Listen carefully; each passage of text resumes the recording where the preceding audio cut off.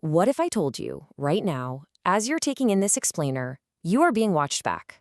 Not by a person, not by some government agent in a trench coat, no. By something far more patient, far more precise, something that never sleeps, never blinks, and it never, ever forgets. The AI surveillance machine isn't coming, it's already here. All right, so let's just dive right into the deep end here. We're going to start with the sheer scale of this thing, because this isn't some far-off futuristic concept. We're talking about a massive planetary infrastructure that is already up and running.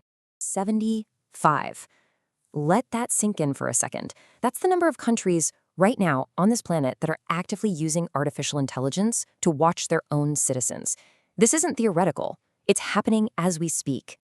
And you gotta follow the money.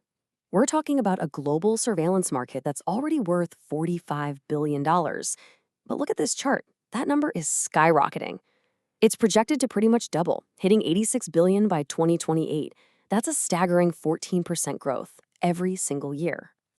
And this number, this just shows you how widely the core technology has been embraced. At least 109 countries have given the green light to public facial recognition surveillance. 109. That means from airports to city squares, the basic infrastructure, it's already in place. But if you want to see the machine in its most complete, most powerful form, you have to look at China. We're talking 300 million cameras, all integrated with AI. Their social credit system isn't some movie plot. It's a daily reality. It scrapes data from surveillance, your online life, your financial history, all to give you a score. A score that literally determines if you can travel, what job you can get, or even where your kids are allowed to go to school. And here's the kicker. This model isn't just staying in China. Tech giants like Huawei, Hikvision, Dahua, and ZTE, they've been exporting this surveillance DNA to over 60 other countries. Places like Uganda, Venezuela, Ecuador. It's like a digital Iron Curtain being sold and shipped across the globe. And this is where the story takes a turn you might not expect. American companies, they helped build it. Yeah. IBM, NVIDIA, Intel, Dell, they sold the algorithms, the chips, the core facial recognition tech to China. In the race for global market share, the West literally handed over the blueprint to the machine. So, let's bring it back home. Meet the company that runs the surveillance state from right here inside America. It was born back in 2003. And get this, it was funded by the CIA's own venture capital firm. Its name is Palantir.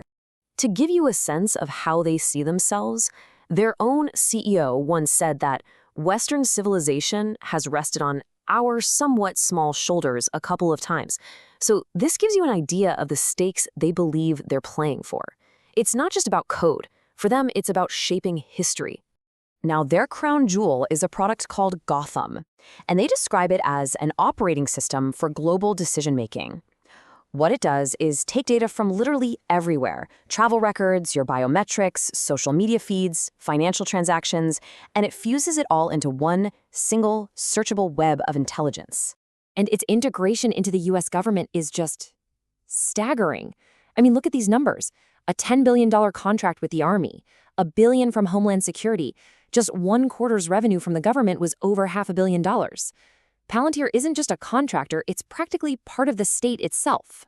But here's where it gets really dark. Gotham doesn't need actual evidence to flag you as a threat. It flags you based on patterns.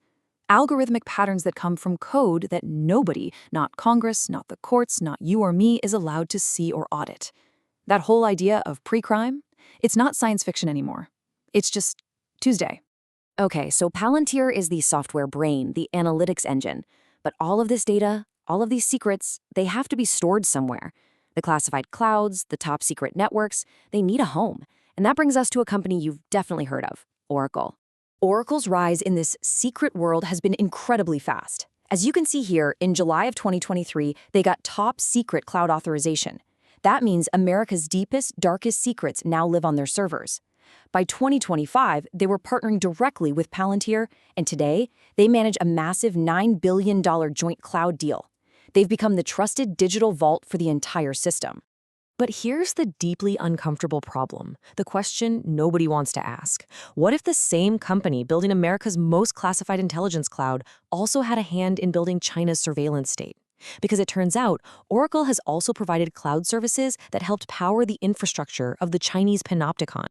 And all of this, it brings us to a single critical moment in time, February 2026.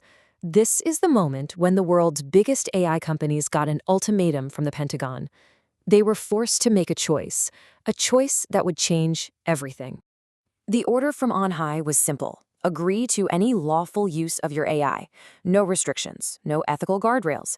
Anthropic said no. Their CEO flat out refused to let their AI be used for mass surveillance or autonomous weapons. They walked away from a $200 million contract.